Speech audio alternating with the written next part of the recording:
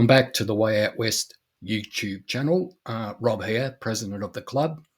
We're starting a run of gigs September the 24th all the way through October. There's lots happening at the club, so we hope to see you there. To get the ball rolling on the 24th of September from 2 p.m, we have Australia's greatest blues band, Collard Greens and Gravy, in the house. The Collards were one of the first bands we ever had at Way Out West some 23 years ago. So today, what better way to get the ball rolling than to interview Mr. Ian Collard of Collard Greens and Gravy. So sit back and enjoy. And please like and subscribe to the station so that I can continue to bring you fantastic videos. Hope to see you soon. Bye for now. So Ian, can you tell us a little bit about, say, your early introduction to music? Was it a big part of family life when you were growing up? Oh, not really. Like we went on a lot of family trips, and the radio would always be on. My sisters were, I've got three older sisters. It was all the Beatles and all that sort of stuff on the radio back then. And I was right into music from the very beginning. I was just like hooked. I always had the radio going in my bedroom, listening to 3XY. And then Countdown started, and we'd always be in front of it, religiously every week looking at Countdown. And, it was a big part of life for a kid back then. I remember, walking home from the school, the milk bar would have all posters up of the bands, Skyhooks and Sherbet. And the first record I ever got actually was Skyhooks, Living in the 70s. Cool. So, yeah, not from mum and dad, but...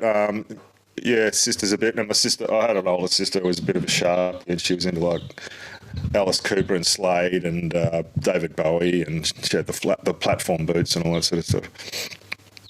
Nothing wrong with Alice Cooper. I've seen Alice at Festival Hall 1,000 years ago. Yeah, right. Well, my sister used to love, because my mum and dad my dad's a minister, right? And the sister used to love getting me dressed up when I was a little kid. If there was like some school fancy dress, she'd put Alice Cooper makeup on me, make me look like the devil, just to freak my parents out. When I was still living at home, I bought Alice Cooper's Schools Out, and it was like the cover lifted up like a desk. Yeah. And the LP actually had a pair of girls' paper panties around the LP. Yeah. So I just left them out on my desk, which Mum found them and thought, oh, God, what's he been up to? I was saying, no, come with a record. Come with a record. Yeah, no, I remember that record. She had that record, yeah. So, like Alice Cooper and the people you mentioned are a long way away from the blues. When did you gravitate towards that sort of music? Yeah, well, funnily enough, I would sort of disagree to an extent. Maybe not Alice Cooper so much, but most of that music back then really is very blues based. Slade and Creedence Clearwater Revival, and even the Beatles and the Rolling Stones. You can hear it in there, absolutely. I mean, definitely the Stones. I mean, and all that stuff, the rock music of the time was, heavily based on still, there's a lot of it all had roots of blues, but I then went to, I had a Kiss phase a couple of years, and then I came out of that very quickly into, it was the early 80s, and my sister once again was trying to corrupt me, and she had this book called The New Wave, and she started introducing me to things like the British music that was coming out, like Madness and all that sort of stuff. And then from that, I got right into that sort of alternative music scene in Melbourne, and that turned me on to, well, actually I was into the Rolling Stones and the Doors and all that kind of stuff. And obviously the Doors have got a heap of blues influence in there. But then I got into the cow punk kind of stuff, like the Cramps and the Gun Club, and there were some good bands around Melbourne too that we used to sneak out. I was, you could get into a pub pretty young back then, and we'd go out on a Friday night and look at the Tombstone Hands and all these bands that were playing, rockabilly / blues, sort of aggressive kind of way. But yeah, definitely the very first Gun Club record had She Asked Me for Water on it, and they gave me gasoline. Tommy Johnson. Oh yeah, Tommy Johnson, I think, song on it. And so I went from there. I was like, right, where did all that come from? And that just got me going. And my mate's older brother actually, the other record that was really influential back then was the very first George Thorogood record. And still to this day, if you look at I think, I'm not as much of a fan as I used to be of his stuff, but if you look at the material that he was doing, I thought, there's like John Lee Hooker, there's Bo Diddley, there's Muddy Waters, mixed up with Johnny Cash and Lead Belly and all kinds of things on it. And still to this day, those artists are still things that I really like, so I'd always go back tracing things to the roots. So all of a sudden I'm listening to John Lee Hooker and I'm listening to, Muddy Waters and Howlin' Wolf and then the next thing was I always wanted to be a harmonica player, and so if you want to get serious about playing the harmonica, you start reading up about it, and you always hear about Little Walter, Sonny Boy Williams, and Junior Wells, Big Walter, and all those kind of people. So then it just went from there, really. But I think didn't you first start out as a bass player? Oh yeah. The very first band I had was a high school band, and we were playing all that Cramps and Gun Club stuff. Absolutely. And I had this little Amina bass, and I'd sing, and I was just terrible at it, but we needed a bass player. That was only for a little short phase. And then I was the singer, and dabbling with the harmonica, and that band, we did that for a couple of years. And first gig I ever did actually was the Prince of Wales, the Seaview Ballroom for the very first Fringe Festival that they had back in '83 or '84 or something. I've got all the Pauline Bailey books, the blues portraits, which are fantastic, great research stuff. Yeah. And you mentioned in one of the interviews there, and it resonated with me.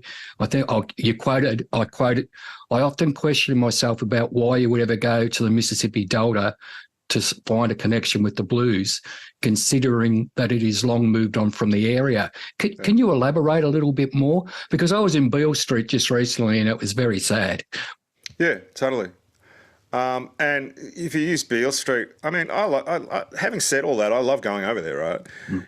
And for some bizarre reason, it stirs up feelings in me, when I'm walking on Beale Street thinking about what might have happened there a long time ago. But it's sad because they knocked Beale Street down essentially, and kicked all the people that were living in that area out, and now the people that are capitalising on it are people who just can see a market for tourists. And like the first time I went to America, I remember Memphis. You get to the airport and all that sort of stuff. There's no mention of blues music now. If you go to the airport, there's like a poster of B.B. King or something like that. And definitely same with Clarksdale. Clarksdale now is pretty cool, right? There's a whole bunch of people that have moved in there to sort of revitalise it. But when I think about it, right, this is the analogy I like to use. Right, the Preston Town Hall is the home of rock and roll. Yes. Okay. Yeah.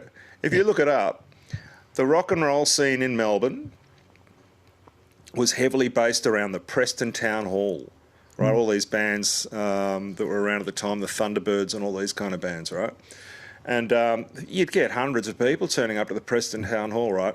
So I kind of think to myself, imagine I was like some Japanese fan of early Australian rock, right? And I travelled to Australia to go and look at the Preston Town Hall. You know what I mean? Yeah, that's great, yeah. What would you get out of it? Nothing at all. It's just, and I think a lot of American people see Australians over in America and wonder why we're there. But having said that, I love the food, as you do, and cooking down in New Orleans and stuff. And there's still some great music down in New Orleans, and but the chance, you go there with this illusion that you might walk into a juke joint in Mississippi on one night or something like that and, have an authentic sort of experience, but it's not the way it used to be, It's all casinos all up and down the highway now. Yeah, you're right. I think the second time I was ever in Memphis, I went and had a haircut in an African American shop, and the guy must have been 18 or 19, and he wanted to know why I was in Memphis, and I said, "Oh, Yeah. you know, this is like Mecca for people that are into the blues." Yeah. He had no understanding what blues Nah. music was. No, None. absolutely. No, no, no.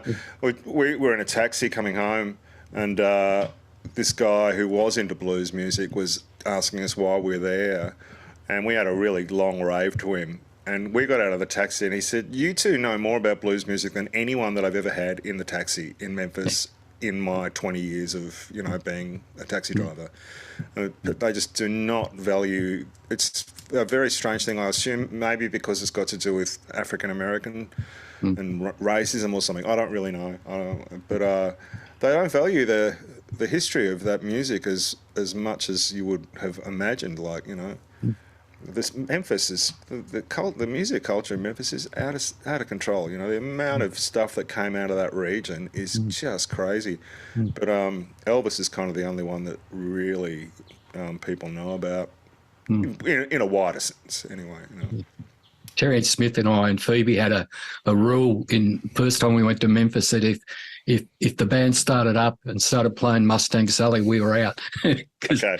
you heard it in every place. I'll tell you a story about that too, because we played on Beale Street several times, right? And I went there with that attitude as well, right? So the thing about when you're working over there, you get paid okay, but tips are a big part of your income. And the other thing too is the bar want you to sell drinks, right? So they want you to draw people in, and we played Mustang Sally. I couldn't believe it. We actually did it, right? Some guy threw a bit of paper on the ground and he said, "Play Mustang Sally." And it's like, all right, well, I'm working for you, I'm working for you, I'm working for the bar. And if I play Mustang Sally and people are going to come in and buy drinks, I've got to do it, So that's the way it works. But yeah, Mustang Sally, Brown Eyed Girl, they're the two big hits down there. You, of course, obviously the frontman of Collard Greens and Gravy for many, many years. I remember we used to go into the old, what was that? The Stork. The Stork Hotel. A Friday, Terry and I would go in. We'd be already drunk and we'd love going in there to see you play. How many years ago was that? I reckon I know we were doing it when we put our first record out in the late 90s, and we probably did it for 5 or 6 years, I think, after that. So maybe till mid to late 90s or something. Actually, no, it would have been longer than that, probably. Yeah, my memory is not very good about stuff like that. Actually, yeah. Oh, I'll tell you what. No, we were definitely there when we won the. I sound like I'm bragging now. When we came back from America, when we came second in the Blues Challenge, I remember coming back there and we played at the Stork. So that was 2001. So we're probably, I don't know, mid to late 90s. No, it's 2001. We were there from. Late 90s. We were there. It was for about 5 or 6 years or something. Yeah, it was good fun. Yeah, it's not there anymore. No, it's all apartments, I think. Obviously, as I said, frontman with Collard Greens and Gravy, but there's been some other great bands that you've sat in with over the years too. Two that come to mind is the Backsliders and the Three Kings. Do you like to push yourself with going outside and doing something a little different? Well, the Backsliders. I've been playing with the Backsliders now for 17 years. However, since the pandemic, things have really slowed down in that regard. I love playing with those guys. It's fantastic. It's a great opportunity. We travel around a bit. We've been to Vietnam and done all kinds of things with those guys.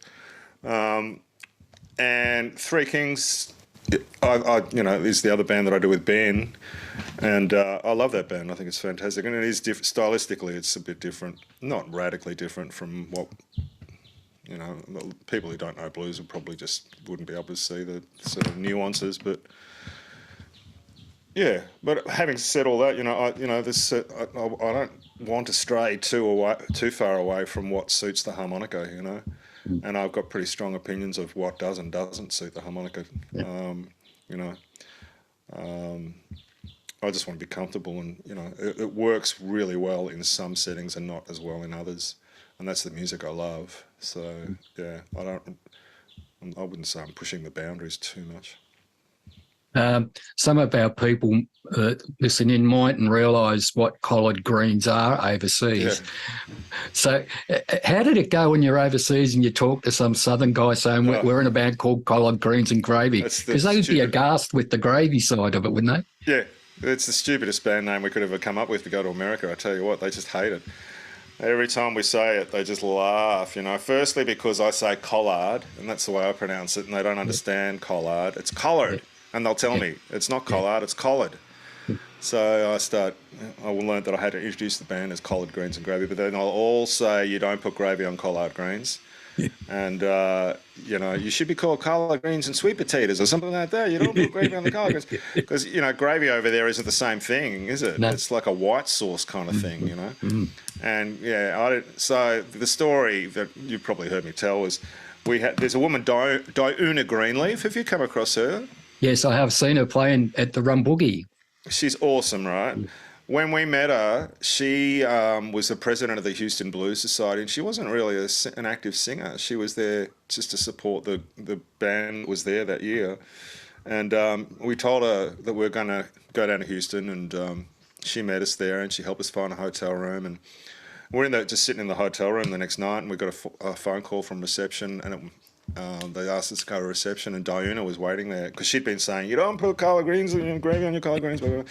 And she'd cooked up a big pot of collard greens in this dodgy motel, and we're sitting there in reception, and she's bossing everyone around. She's got, you know, you get that microwave, you get that bowl, and all that. So she puts a bowl of collard greens in front of us all, and it's not like a soup, but it's not like it's got a lot of liquid on the greens, you know. Yeah. So, yeah, we ate that. She said, what do you think? We said, we really liked it. And she said, now, where are you going to put the gravy on those collard greens, you know? So, yeah, that's how strongly people feel about those kinds of things in the South, you know? How difficult has it been post-COVID to make a living in Melbourne as a professional musician? I think things are back to the way they were, pretty much, yeah. I mean, it's still hard, though. Yeah. These days I've got a day job these days, and I do a lot of teaching harmonica on this Zoom setup. Actually, all through COVID, I did Zoom lessons, and that worked really well for me, actually. So yeah, these days, you know, I'm working part-time and doing and teaching, so I'm a lot fussier about what I want to do gig-wise. Previously, I didn't have a day job for over 20 years. I was just doing harmonica stuff, and that means you take every gig that you can get, you know, and you end up sort of spreading yourself too thin, and people just start to think, all right, well, I can see collard greens and gravy at the Stork for free next week, so why should I go, you know? So I think one of the things that came out of the COVID thing is if I play music, I just want to really enjoy it a lot, as much as I possibly can. I want to be playing with the people I really love playing with, playing the music I love only when, you know, they're paying me the right amount of money and it's in a good pub. So yeah, I'm playing less, but as far as I can tell, things feel pretty much the same as they were, I think, now. Yeah. That's cool. And that was going to be my next question. Are you still teaching harmonica? And how do people get in contact you if they want to learn some great harmonica? Yeah, I've got a website, harmonicalessons.com.au. Yep. Just go on there and you'll get my contact details. Cool. Now, you and the band in different varieties have been playing at our club. Well, we're 23 years old, and you started in our first year, way back. Yeah. Do you think clubs like Way Out West and the MBAS have a role to play apart from the pub scene? No, absolutely. They're the best gigs, totally. I mean, because you guys, we know if we go into a gig like that, people are there for the music, you know. And they're people that know a little bit about this kind of music, and you know, it's a nice community vibe with, you know, when those sort of with you guys and the MBAS and stuff, you know. And I've seen it with people that I've taught.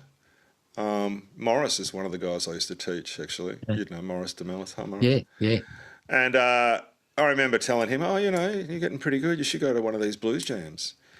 And pretty soon it's like, oh, wow, yeah. And, Morris is firmly embedded in the blues scene now. yeah. And I just think that's fantastic, through teaching, for one thing, that I can introduce people to communities of people that have got similar interests. And tell us about will be seen in Collard Greens and Gravy at the club on September the 24th, Sunday. Yeah, well, so the lineup currently, and it's been this way for a while now, is Dale Lindrier on the bass, Liam O'Leary on the drums, and Benny Peters on the guitar. Yeah. And if I do say so myself, I think it sounds pretty good. I'm very, very, very happy with it. And it's a really great feeling to be able to get on stage and know that I just can focus on what I'm doing. And, it's honestly a privilege to have people who are that good perform with me. Yeah, no, we seen you guys up at the Echuca Blues Festival, and you blew us away, mate. That was just a fantastic set. Great. Thank you, Rob. Yeah. I just think the band sounds really, really good. Liam, the drummer that we've got, I played with him with Pete Cornelius about a long time ago. And I just happened to be out, and Jason, who was the previous drummer, decided he didn't want to play blues so much anymore. And I was looking for a drummer, and Liam tapped me on the shoulder and goes, "Hey, remember me? I played with you down in Tassie, a long time ago." I barely remembered him. But he gave me his phone number, and he's very, very talented drummer. Yeah. He's really good, and they're all just, you couldn't ask for any more. It's great. Apart from Benny Peters being one of the fantastic guitarists we've got in this land, he must lift the standard of dress in the band too. Ben's got a very strong sense of what is right and wrong when you're performing on stage, And I remember the first time I played with him, I turned up in jeans and a t-shirt, and I think I got the strong impression that he didn't think it was good enough. He's always got the good gear on. Fantastic. All right, mate. So again, we'll just say that we're going to see you Sunday, the 24th of September at Way Out West, 2 p.m. to 5 p.m. We can't wait, mate. So thanks for having a chat with me, and thanks, Rob. We'll see you shortly, mate. Yeah. Yeah, look forward to it, man. Thanks, Ian. Thank you very much. Bye, mate.